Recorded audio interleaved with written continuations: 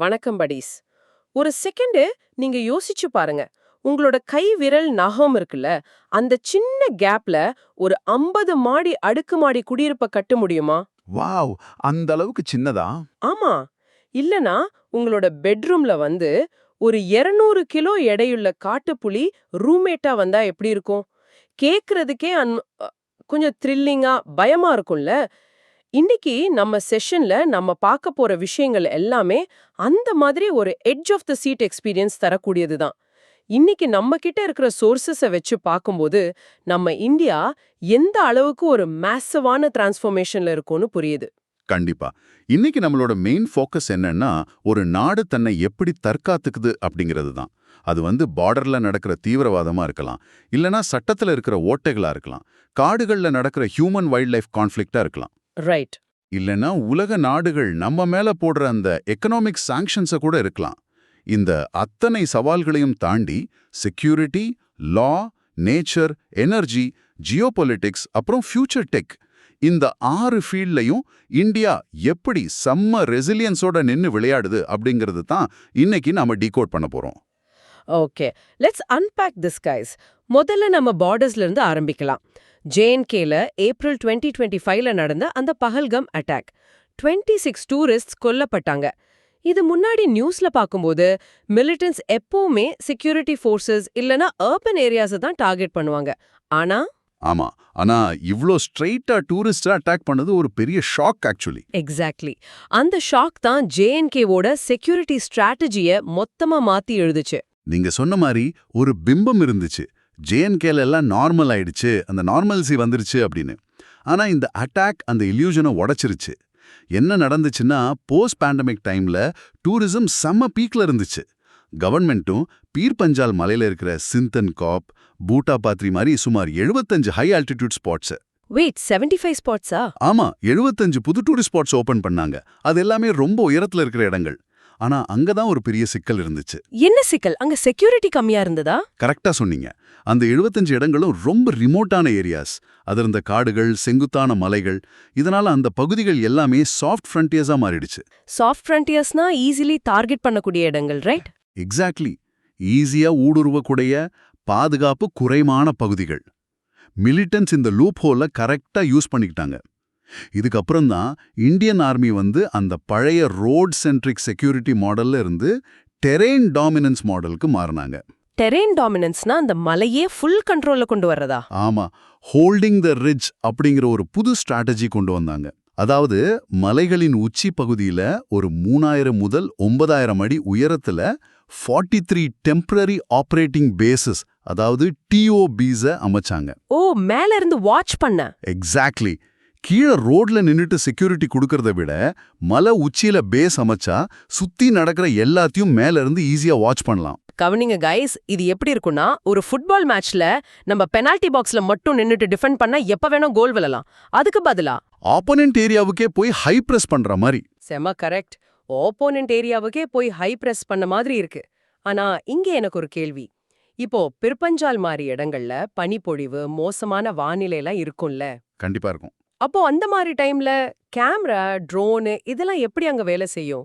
வெறும் டெக்னாலஜியை மட்டும் நம்பி இந்த இன்டெல் ஃபர்ஸ்ட் ஸ்ட்ராட்டஜில ஜெயிக்க முடியுமா? அது ஒரு ரொம்ப முக்கியமான பிராக்டிக்கல் ப்ராப்ளம். -டிகிரி குளிர்ல கிரவுண்ட் சென்சர்ஸ் வேலை செய்யாது. பனிப்பொழிவுல ட்ரோன் கேமரால ஒன்றும் தெரியாது. அதனால தான் செக்யூரிட்டி ஃபோர்சஸ் ஒரு புது விஷயத்தை கொண்டு வந்தாங்க.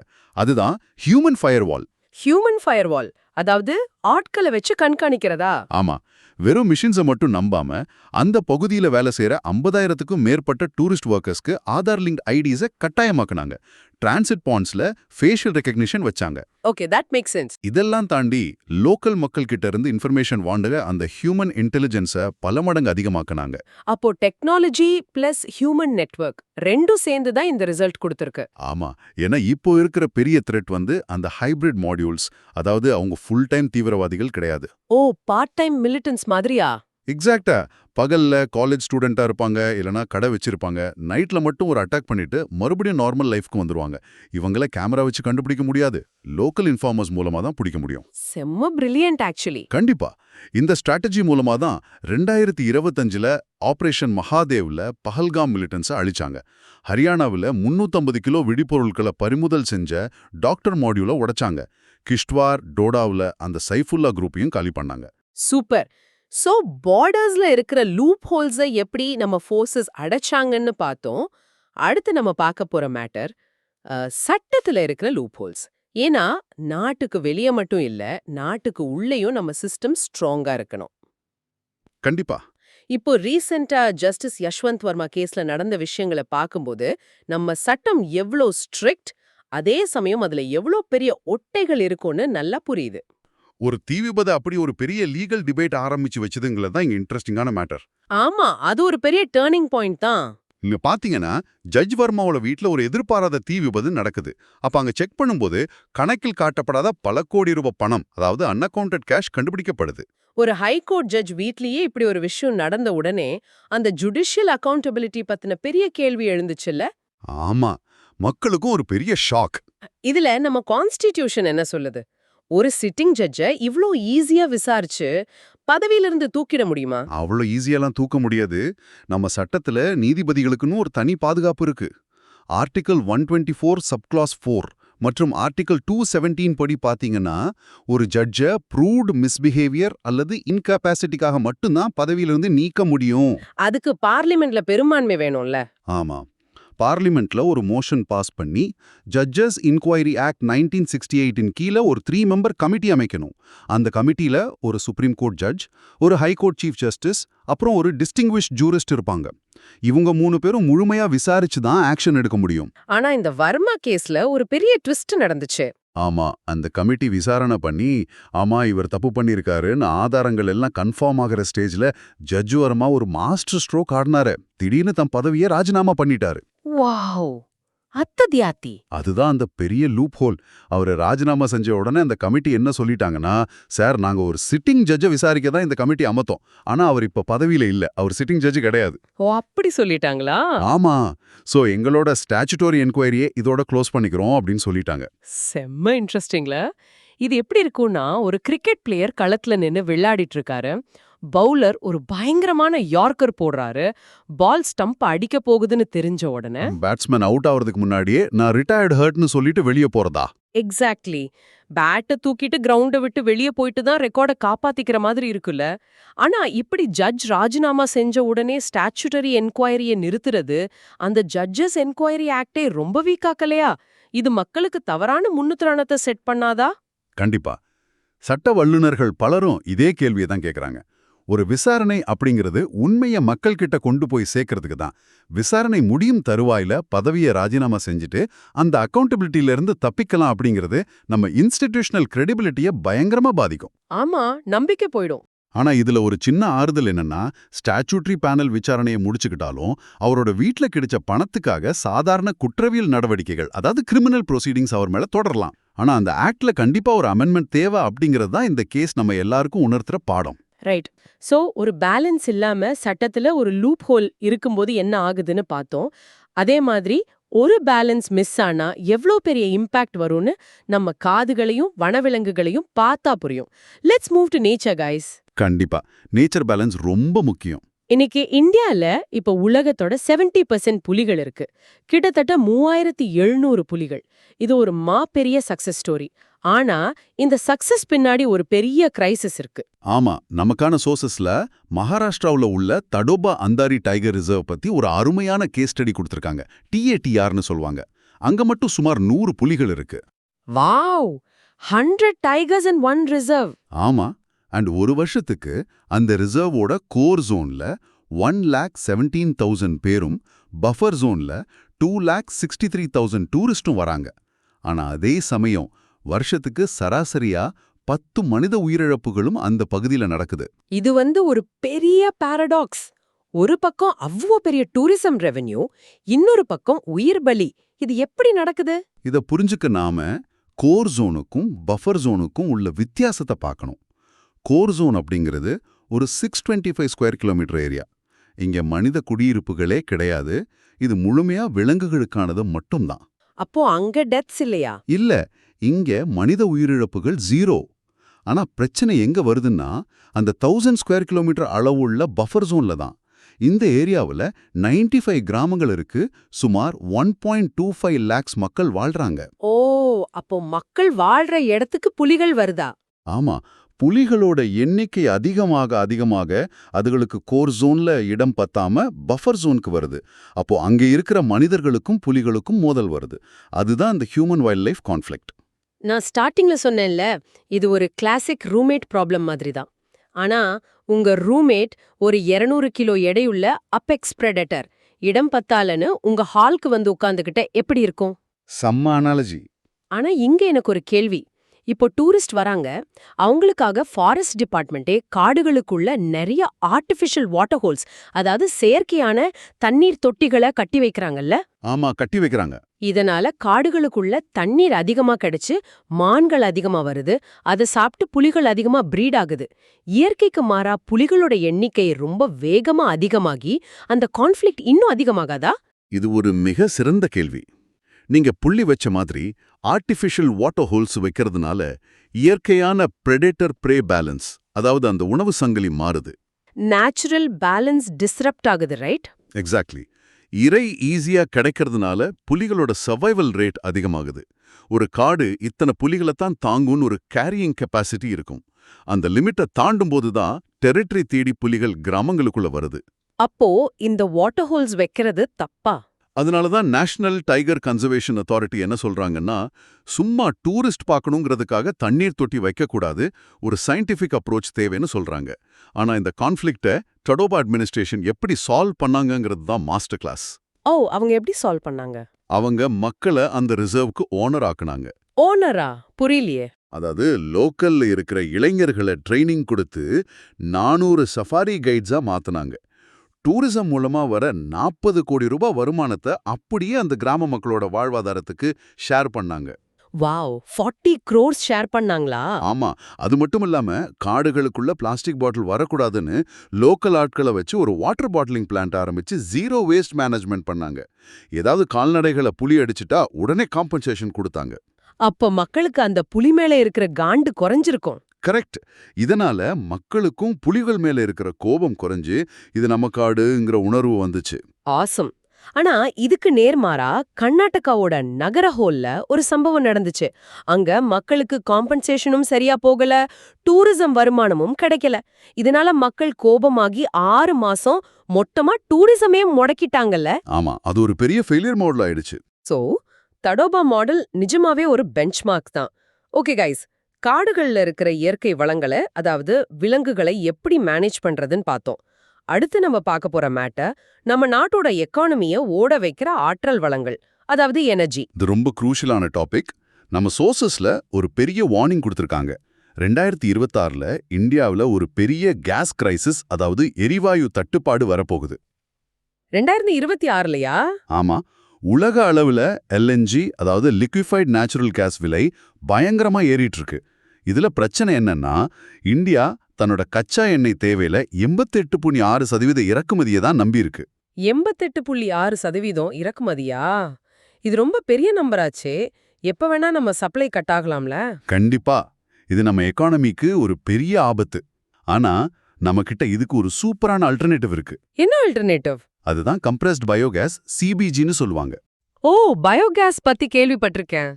சிம்பிளா சொல்லணும்னா, விவசாய கழிவுகள், முனிசிபல் குப்பைகள் இதெல்லாம் காற்றில்லா சூழல்ல, அதாவது ஆனரோபிக் டைஜஷன்ல மக்க வச்சு அதிலிருந்து வர்ற மீத்தேன் கேஸை சுத்திகரிச்சு எடுக்கிறது தான் CBG. இந்தியாவுல வருஷத்துக்கு 62 மில்லியன் மெட்ரிக் டன் CBG தயாரிக்கும் திறன் நம்ம கிட்ட இருக்கு. Wow, 62 million tons. ஆமா, கவர்மெண்ட்டும் சாட்டாட் அப்புறம் கோபர்தான் மாதிரி ஸ்கீம்ஸ் மூலமா இந்த வேஸ்ட் டு எனர்ஜி ப்ராஜெக்ட்ஸை ப்ரொமோட் பண்றாங்க. இது எப்படி இருக்கும்னா, வீட்ல ஃப்ரிட்ஜ் நிறைய காய்கறி, அரிசி, பருப்பு எல்லாம் வச்சிருக்கோம். ஆனா அதை எப்படி சமைக்கிறதுன்னு தெரியாம டெய்லி ஸ்விக்கிலையும் ஜொமேட்டோலையும் ஹோட்டல்ல ஆர்டர் பண்ணி சாப்பிடுற மாதிரி இருக்கு. Perfect analogy. நம்ம கிட்ட உருவாகிற குப்பையில இவ்ளோ எனர்ஜி இருக்கிறப்போ நாம ஏன் வெஸ்ட் ஏஷியாவை நம்பி இருக்கணும்? அதுதான் நம்ம இவ்ளோ நாளா செஞ்ச பெரிய ஸ்ட்ராட்டஜிக் தப்பு. ஆனா இந்த CBGயை பெரிய லெவல்ல கொண்டு வரதுல சில சிக்கல்கள் இருக்கு. குப்பை மற்றும் விவசாய கழிவுகளை, அதாவது ஃபீட் ஸ்டாக்கை கரெக்டா ஃபேக்டரிக்கு கொண்டு வர சப்ளை செயின் இன்னும் ஸ்ட்ராங்கா இல்ல. பேங்க்ல லோன் வாங்குறதும் கவர்மெண்ட் அப்ரூவல் வாங்குறதும் ரொம்ப லேட் ஆகுது. பியூரோக்ரசி தான் பிரச்சனையா? ஆமா, இதை சரி பண்ண சிங்கிள் விண்டோ கிளியரன்ஸ் மற்றும் கிரீன் பாண்ட்ஸ் மாதிரி ஃபினான்ஷியல் சப்போர்ட் அவசியம். இன்னொரு முக்கியமான விஷயம், வெறும் கழிவுகளை மட்டும் நம்பி இல்லாம நேப்பியர் கிராஸ் மாதிரி எனர்ஜி கிராப்ஸோ வளர்க்கலாம்னு சொல்றாங்க. ஒரு நிமிஷம். நேப்பியர் கிராஸா? ஆமா, விவசாய நிலங்கள்ல உணவு பயிர்களை வளர்க்காம இந்த மாதிரி எனர்ஜிக்கு தேவையான புல்ல வளர்க்க சொல்றீங்களா? இதனால நம்ம நாட்டோட உணவு பாதுகாப்புக்கு, அதாவது ஃபுட் செக்யூரிட்டிக்கு பெரிய அடி விழாதா? நெல்லு கோதுமைக்கு பதிலா புல்ல வளர்த்தா நாம என்ன சாப்பிடுறது? நீங்க கேட்கறது 100% நியாயமான பயம். அதனால தான் சயின்டிஸ்ட் என்ன சொல்றாங்கன்னா, விவசாயம் நல்லா நடக்கிற நிலங்கள்ல இத வளர்க்கக்கூடாது. அப்ப எங்க வளர்க்கறது? இந்தியாவுல லட்சக்கணக்கான ஏக்கர் தரிசு நிலங்கள், அதாவது பேரன் லேண்ட்ஸ் இருக்கு. அங்க எந்த விவசாயமும் பண்ண முடியாது. அந்த மாதிரி இடங்கள்ல தான் இந்த நேப்பியர் கிராஸ வளர்க்கணும். ஓ, அதுக்கு தண்ணி தேவையில்லையா? அதிகமா தேவையில்ல, ரொம்ப ஈஸியா வளரும். இதனால ஃபுட் செக்யூரிட்டி பாதிக்கப்படாது. அதே சமயம் விவசாயிகளுக்கும் அந்த தரிசு நிலத்திலிருந்து ஒரு எக்ஸ்ட்ரா இன்கம் கிடைக்கும். ஓ, இப்ப எனக்கு ஒரு விஷயம் கிளியரா புரியுது. நாம ஏன் 88.6% இறக்குமதிய நம்பி இருக்கக்கூடாது, ஏன் சிபிஜி மாதிரி எனர்ஜில தன்னிறைவு அடையணும்னு பார்த்தா, உலக அரசியல் எப்போ வேணா எப்படி வேணா மாறலாம். And that brings us to geopolitics guys. கண்டிப்பா. வெளிநாடுகளோட சண்டைகள் எப்படி நம்ம கிச்சன் வரைக்கும் வருதுன்னு இப்ப பார்க்கலாம். ஆமா, இப்போ மிடில் ஈஸ்ட்ல யுஎஸ், இஸ்ரேல் மற்றும் ஈரான் இடையிலான டென்ஷன் போயிட்டு இருக்கு. இதனால ஸ்ட்ரெய்ட் ஆஃப் ஹார்மோஸ் அப்படிங்கிற ஒரு குறுகலான கடல் பகுதி, அந்த சோக் பாயிண்ட்ல எக்ஸாக்ட்லி, உலக ஆயில் ஷிப்ஸ் அதிகமா போற அந்த ரூட்ல பெரிய பாதிப்பு ஏற்பட்டிருக்கு. கப்பல்கள் எல்லாம் அந்த வழிய போக பயந்துட்டு ரொம்ப சுத்தி போறாங்க. இதனால கப்பல் போக்குவரத்து செலவுகள் பல மடங்கு ஏறி அது உலக அளவுல இன்ஃப்ளேஷனை தோண்டி விட்டுருக்கு. பெட்ரோல் விலை ஏறுனா ஆட்டோமேட்டிக்கா காய்கறி விலையும் ஏறும்ல. கண்டிப்பா ஏறும். இங்க நம்ம ஒரு விஷயம் கிளியரா சொல்லிடலாம். நாம எந்த நாட்டுக்கும் சப்போர்ட் பண்ணல, லெஃப்ட் விங் ரைட் விங்னு எந்த அரசியலும் பேசல. நம்ம சோர்சஸ்ல இருக்கிற உண்மைகளை மட்டும் பார்த்தோம்னா, அமெரிக்காவோட யூனிலேட்ரல் சாங்ஷன்ஸ், குறிப்பா ஈரான், வெனிசுவேலா மேல அவங்க போட்ட தடைகள் காரணமா குறைந்த விலையில கிடைக்கிற எண்ணெய இந்தியா வாங்க முடியாத நிலைமை ஏற்பட்டிருக்குல்ல. நிச்சயமா. அந்த தடைகள் உலக மார்க்கெட்ல ஒரு பெரிய செயற்கையான தட்டுப்பாட்டை உருவாக்குது. ஆனா இங்க இந்தியா ஒரு செம ஸ்மார்ட்டான மூவ் பண்ணாங்க. என்ன மூவ்? ரஷ்யா கிட்ட இருந்து CATSA விதியை மீறி S-400 ஆயுதம் வாங்குதுல இந்தியா காட்டிய துணிச்சல் ஒரு நல்ல ஸ்ட்ராட்டஜிக் ஸ்டெப். CATSAனா அமெரிக்கா போடுற அந்த சாங்ஷன் சட்டம் தானே? ஆமா, CATSAங்கிறது அமெரிக்காவுக்கு ஆகாத நாடுகள் கிட்ட மத்தவங்க பிசினஸ் பண்ணக்கூடாதுன்னு சொல்ற ஒரு சட்டம். ஆனா இந்தியா எங்க நேஷனல் செக்யூரிட்டிக்கு எது தேவையோ அதை நாங்க பண்ணுவோம்னு ஸ்ட்ராங்கா நின்னாங்க. குட். ஆனா அதே சமயம் ஈரான்ல நாம டெவலப் பண்ண சபஹார் போர்ட் மற்றும் ரஷ்யாவுக்கு சரக்கு அனுப்புற ANSTC காரிடார் ப்ராஜெக்ட்ஸ்ல நிறைய தாமதங்கள் வந்திருக்கு. இது எனக்கு 1960கள்ல நடந்த ஒரு சம்பவத்தை ஞாபகப்படுத்துது. அப்போ US பிரசிடென்ட்டா இருந்த லிண்டன் B. ஜான்சன் இந்தியாவுக்கு அனுப்பிட்டு இருந்த உணவு உதவிய, அதாவது ஃபுட் எய்ட நிப்பாட்டிடுவோன்னு சொல்லி நம்மள மிரட்டி ஒரு அரசியல் அழுத்தம் கொடுத்தாரு. ஆமா, அப்போதைய பிரைம் மினிஸ்டர் இந்திரா காந்தி என்ன பண்ணாங்க, அமெரிக்காவோட அந்த மிரட்டலுக்கு பயப்படாம அந்த அழுத்தத்தையே ஒரு வாய்ப்பா மாத்தி இந்தியாவுல கிரீன் ரெவல்யூஷன் கொண்டு வந்தாங்க. விவசாயத்துல இந்தியாவை தன்னிறைவு அடைய வச்சாங்க. ஃபேண்டாஸ்டிக் கவுண்டர் பஞ்ச் அது. அதே மாதிரி இன்னைக்கு எனர்ஜி மற்றும் ஃபைனான்ஸ் செக்டர்ல நம்ம மேல தடைகள் மூலமா அழுத்தம் வரும்போது நாம பிரிக்ஸ் மாநாடுகள் மூலமாவும் US டாலருக்கு பதிலா லோக்கல் கரன்சில ட்ரேட் பண்றது மூலமாவும் தன்னிறைவு அடைய வேண்டிய கட்டாயத்தில் இருக்கும். இது எப்படி இருக்கும்னா, நம்ம கார்ல நாம போயிட்டு இருக்கோம். ஆனா நம்ம வண்டியோட ஸ்டியரிங் கண்ட்ரோல பின்னாடி சீட்ல உட்கார்ந்திருக்க வேற ஒருத்தர் கண்ட்ரோல் பண்ற மாதிரி இருக்கு இந்த சாங்ஷன்ஸ். எக்ஸாக்ட்லி. ஆனா ஏன் கேள்வி என்னன்னா, இந்தியா முழுமையா அமெரிக்காவோட தடைகளை மீறி, அதாவது ஓப்பன்லி டிஃபை பண்ணி செயல்பட்டா அதனால வரக்கூடிய எகனாமிக் பிளாக் கேஷ நம்மளால சமாளிக்க முடியுமா? அது நிஜமாவே ஒரு கத்தி மேல நடக்கிற மாதிரி தான். நாம முழுமையா அமெரிக்காவையோ வெஸ்டர்ன் நாடுகளையோ பகைச்சுக்கிட்டா குளோபல் சப்ளை செயின்ல இருந்து நம்ம ஐசோலேட் ஆக வாய்ப்பு இருக்கு. ஏன்னா டெக்னாலஜி மற்றும் இன்வெஸ்ட்மெண்ட்டுக்கு அவங்க நமக்கு தேவை. ஓ, அப்ப நம்ம அட்ஜஸ்ட் பண்ணி தான் ஆகணுமா? அதனால தான் இந்தியா செலக்டிவ் ரெசிஸ்டன்ஸை ஃபாலோ பண்றாங்க. அதாவது எல்லாத்துக்கும் சண்டை போடாம நம்ம நாட்டுக்கு எது ரொம்ப முக்கியமோ அந்த கோர் நேஷனல் இன்ட்ரெஸ்ட்ல மட்டும் ஸ்ட்ராங்கா நிக்கிறது. Super strategy. இந்த மாதிரி வெளிநாடுகளோட அழுத்தத்துல இருந்து தப்பிக்கணும்னா அக்ரிகல்ச்சர்ல எப்படி கிரீன் ரெவல்யூஷன் வந்துச்சோ அதே மாதிரி நாம டெக்ல செல்ஃப் ரிலையன்ஸ் அடையணும். And that is our final topic. Yes, the tech revolution. ஒடிஷாவில நடக்க போற ஒரு பெரிய டெக் புரட்சி பத்தி பார்க்கலாம். ஒடிஷாவின் போலீஸ்வர்ல 1934 கோடி ரூபாய் முதலீட்டுல அமைய உள்ள இந்தியாவின் முதல் advanced 3D chip packaging unit பத்தி தான் இப்ப பேச போறோம். 1934 கோடி, ஹியூஜ் இன்வெஸ்ட்மெண்ட். ஆமா, 3D glass solutions, Intel, Lockheed Martin போன்ற பல பெரிய நிறுவனங்கள் இதுல இன்வெஸ்ட் பண்ணியிருக்காங்க.